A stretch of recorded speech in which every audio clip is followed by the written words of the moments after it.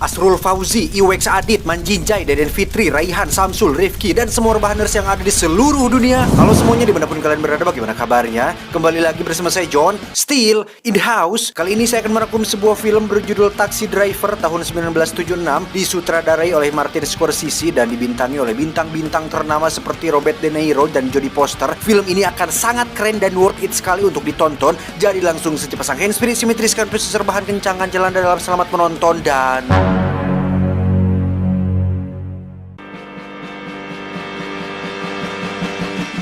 Kisah akan berfokus pada seorang veteran perang Vietnam bernama Travis Bickle. Ini orangnya. Saat ini Travis tinggal di kota New York dan bekerja sebagai seorang supir taksi. Namun rasa hampa dan kesendiriannya membuat Travis memiliki masalah dengan tidur yang biasa disebut dengan insomnia. Akhirnya Travis mengajukan diri untuk bekerja double shift siang dan malam, siap untuk ditempatkan di mana saja dan kapan saja, asalkan memiliki aktivitas untuk mengisi waktu luangnya.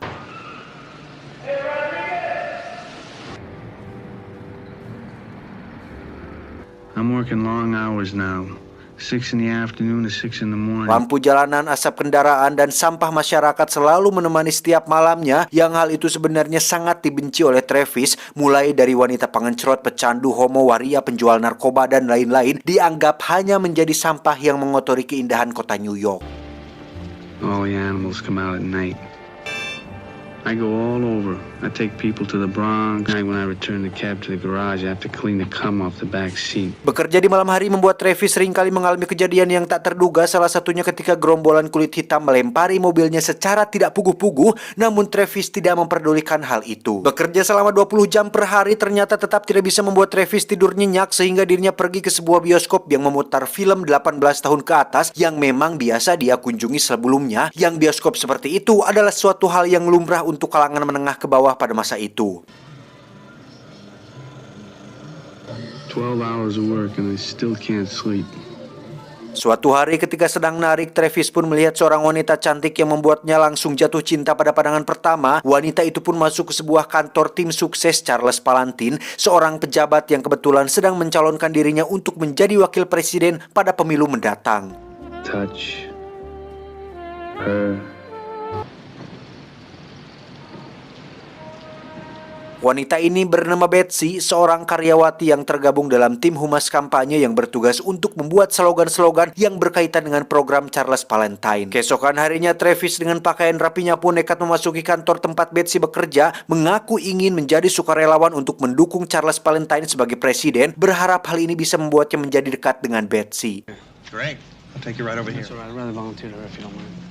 Dengan belak-belakan, Travis pun mengatakan bahwa Betsy adalah wanita cantik yang pernah ditemuinya seumur hidup, sehingga Betsy langsung tersipu malu dan mau diajak untuk nonton bareng oleh Travis. Dan alangkah polosnya Travis ketika Betsy diajak nonton film di bioskop yang biasa dia datangi, yakni bioskop yang menayangkan film 18 tahun ke atas. Ketika film diputar, awalnya semua nampak normal-normal saja, ada drama antagonis dan protagonis, tetapi ketika durasi sudah mulai memasuki adegan reproduksi, Betsy pun mulai merasa tidak nyaman ketika adegan tersebut mendominasi durasi film, bahkan lebih lama ketimbang adegan dramanya, yang alhasil Betsy pun segera keluar dari bioskop dengan raut wajah yang penuh kekehelan atau kekesalan. Why?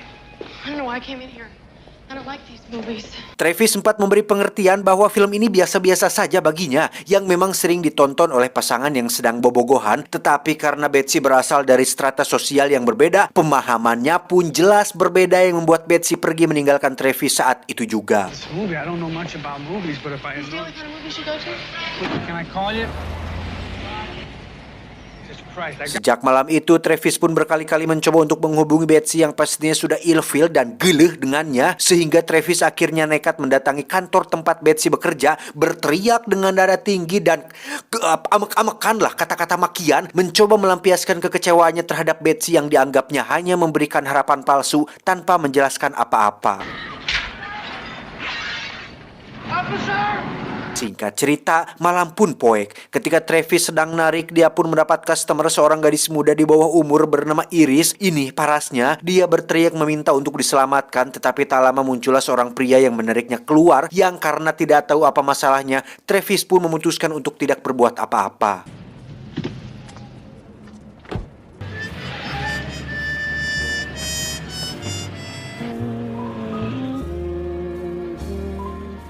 Selanjutnya, Travis mendapat seorang pelanggan, seorang pria kantoran yang meminta untuk berhenti tepat di sebuah gedung apartemen. Si pria mengatakan bahwa wanita yang berada di jendela tersebut adalah istrinya yang sedang berselingkuh dengan laki-laki lain, di mana si pria saat ini belum siap untuk menggerebek atau melakukan tindakan yang saat waktunya tiba nanti, si pria mengatakan bahwa dirinya akan membunuh mereka berdua menggunakan pistol Magnum kaliber 44. I have a 44 Magnum pistol. I'm gonna kill her with that gun.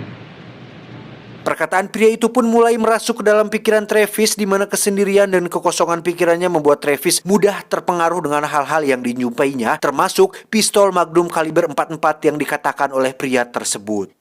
Loneliness has followed me my whole life. Everywhere. Dan secara kebetulan, saat ini Travis sedang melihat sebuah acara televisi yang menayangkan pidato dari Charles Valentine yang secara tidak langsung telah mengingatkannya pada Betsy, sehingga Charles mulai memiliki niat buruk untuk menyakiti Charles yang dianggapnya adalah atasan atau bos Betsy yang pantas untuk menerima pelajaran atas kekecewaannya tersebut. The people are rising to the demands that I have made on them. One day indistinguishable from the next. A long, continuous... Berkat seorang kenalan sesama supir taksi, Travis pun menemui seorang penjual senjata ilegal. Di sana dia diperlihatkan beberapa senjata yang cukup keren, yang salah satunya adalah Magnum kaliber 44. Dengan uang yang dimilikinya hasil nyupir, Travis pun membeli 4 buah pistol yang berbeda dan berniat untuk menjadi sosok baru dengan mendobrak kehidupannya saat ini. Ada 2 rencana pilihan yang ingin dijalankan oleh Travis. Pertama, membunuh Charles Valentine. Kedua, melenyapkan sampah masyarakat dan mengotori pinggiran kota New York. Isn't that a little honey? You take this and wait here. I'll walk down with you. Travis pun mulai menjajal satu persatu pistol miliknya, tak terkecuali menyiapkan beberapa senjata di balik bajunya agar siap pakai. Salah satunya adalah perangkat yang bisa membuat pistolnya muncul secara otomatis yang terdapat pada lengannya.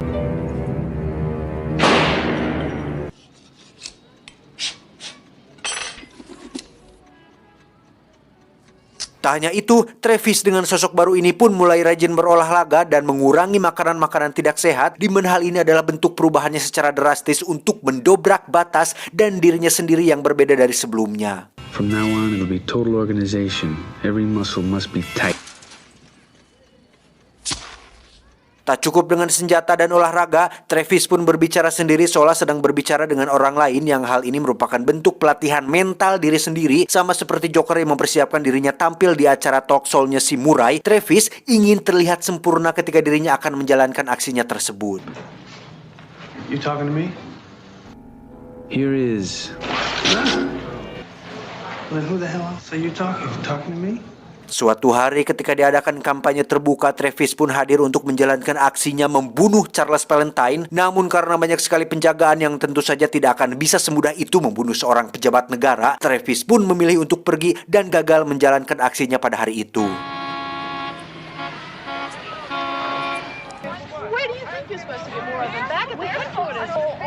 Malam harinya ketika Travis sedang berada di swalayan, terjadi sesuatu yang mengejutkan ketika seorang penjahat sedang mencoba merampok uang yang ada di kasir, di mana Travis yang kini selalu membawa pistolnya kemana-mana pun langsung menembak penjahat tersebut dan segera disuruh pergi oleh si kasir yang berterima kasih atas bantuannya tersebut. No, man, I'll take care of it.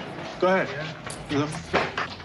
Hari-hari pun berlalu dengan Travis yang selalu teringat dengan Betsy ketika melihat Charles Valentine. Juga dengan kesendirian yang terus membunuhnya membuat Travis semakin dirundung rasa hampa dan tertekan, di mana dia akhirnya memutuskan untuk mencari gadis muda yang ditemuinya pada malam lalu, yakni si Iris yang sempat meminta tolong dari seorang pria yang menariknya keluar dari dalam mobil. Ternyata Iris adalah seorang wanita pengencerit yang bekerja kepada seorang mucikari bernama Sporty. Ini bebenguknya. Setelah tidak berhasil membunuh Charles, Travis akhirnya beralih ke tujuan keduanya, yakni melenyapkan sampah-sampah masyarakat yang ada di kota New York, dimulai dengan membantu Iris keluar dari lingkaran hitam alias dunia prostitusi yang digelutinya selama ini. $15, 15 minutes, $25 half an hour. Mereka berdua pun pergi ke hotel tempat biasa Iris melakukan pekerjaannya, yang di situ Travis harus membayar sekitar $10 untuk 15 menit bersama Iris, yang ketika Iris akan membuka baju, Travis langsung menjelaskan bahwa dirinya bukan ingin melakukan hal seperti itu, tetapi hanya ingin berbicara mengenai Iris yang sempat meminta bantuannya pada malam itu, yakni membantunya keluar dari dunia hitamnya tersebut. I tried to get into your cab one night and you want to come and take me away. Oh, look, can I see you again? That's not hard to do. Keesokan harinya mereka berdua pun bertemu kembali sesuai janji kemarin. Di sana Travis kembali menjelaskan tentang maksud dan tujuannya, yang pada intinya Travis ingin agar Iris keluar dari pekerjaannya dan dia akan memberikan semua uangnya untuk bekal Iris bisa memiliki kehidupan baru. You don't have to do that. No, I want you to take it. I don't want you to take anything from that. Sempat ditanya apakah Travis tidak sayang dengan Artosnya. Travis pun menjawab bahwa dirinya bingung menggunakan uangnya selama ini, sehingga dengan diberikannya kepada Iris semua uangnya tersebut, Travis berharap bahwa acis itu akan lebih berguna jika Iris yang menggunakannya. Tetapi sebelum memberikan uangnya, Iris diminta untuk keluar dari pekerjaannya terlebih dahulu, sementara Travis akan pergi sementara waktu untuk menyelesaikan beberapa urusannya. I want to do it. I don't have anything better to do with my money. Faktanya, tawaran Travis ternyata tidak membuat Iris berubah pikiran. Sempat berubah pikiran. Namun karena selain Travis adalah orang asing yang baru dikenalnya, Sporty sang mucikari pun berhasil merayu Iris seperti yang biasa dilakukan selama ini, sehingga Iris memutuskan untuk tidak jadi keluar dan tetap pada profesinya tersebut. How much I need you. Kembali ke Travis yang semakin lama semakin kuat keinginannya untuk menjadi seorang pahlawan, di mana kali ini Travis benar-benar sudah panjeg akan mengambil resiko tinggi dengan siap mati jika terjadi sesuatu hal yang tidak diinginkan, yang hal itu dibuktikan dengan memasukkan semua uangnya ke dalam amplop yang akan diberikan kepada Iris sebagai bekal hidupnya barunya nyantap. Balelol sih yang nanti akan diberikan kepada Iris sebagai bekal hidup barunya nanti. Really, my whole life is pointed in one direction.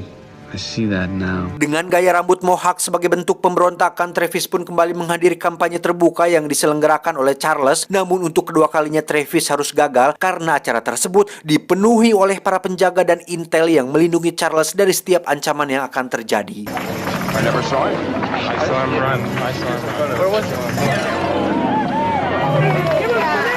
Dengan kegagalannya tersebut, Travis tidak menyerah dan beralih ke opsi kedua, yakni menghapuskan sampah-sampah masyarakat dengan mendatangi Sporty si mucikari di tempat kerjanya. Saat itu Sporty terlihat sedang menunggu para pelanggannya tepat di depan gedung hotel untuk kemudian Travis mendatanginya, dan tanpa banyak cakap, Travis langsung menembak Sporty di perutnya hingga dia ngajongkeng tidak kuala kaya. Selanjutnya Travis pun masuk ke dalam hotel dan menembak si penjaga hotel yang biasa menerima para pria hidung belang, tapi tiba-tiba Sporty menembaknya tepat di bagian leher sehingga Travis kembali menembak si Sporty yang kali ini dia berhasil membuatnya terbunuh.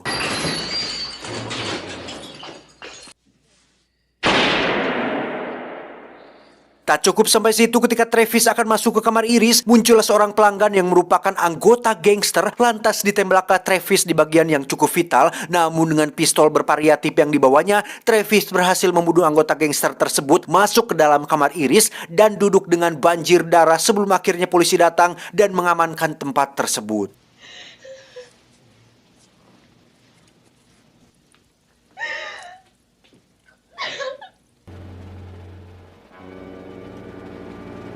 Beberapa waktu setelah kejadian itu, kita akan melihat sebuah koran mengenai aksi heroik yang dilakukan oleh seorang supir taksi biasa, yakni tentu saja si Travis, yang ternyata aksinya tersebut dinyatakan sebuah aksi kepahlawanan yang dilakukan oleh orang yang bukan siapa-siapa. Bahkan Iris sekarang sudah kembali ke keluarganya dan hidup bahagia berkat bantuan supir taksi asing, yakni Travis.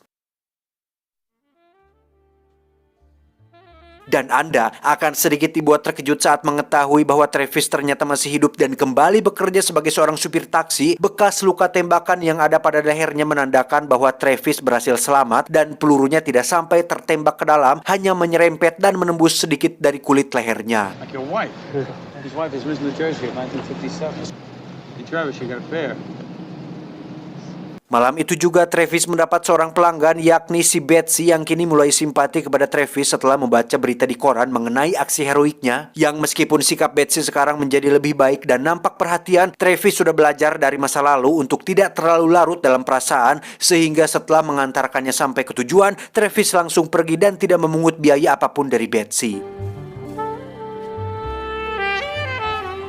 Sampai sini kita bisa ambil kesimpulan bahwa seseorang yang mengalami kebosanan, kesuntukan, kesendirian, dan kehampaan ternyata jauh lebih berbahaya dari seorang penjahat biasa, karena orang dengan tipe seperti ini akan melakukan tindakan yang tidak bisa ditebak karena mereka tidak memiliki tujuan yang pasti ketika ingin melakukan sesuatu. Tamat ending yang cukup membagongkan.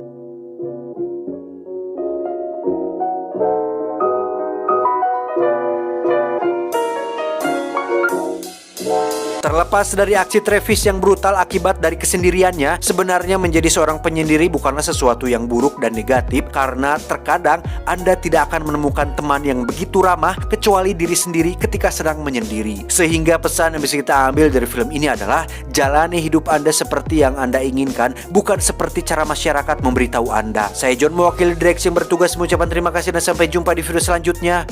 Adios, kencing batu Raja Namrud.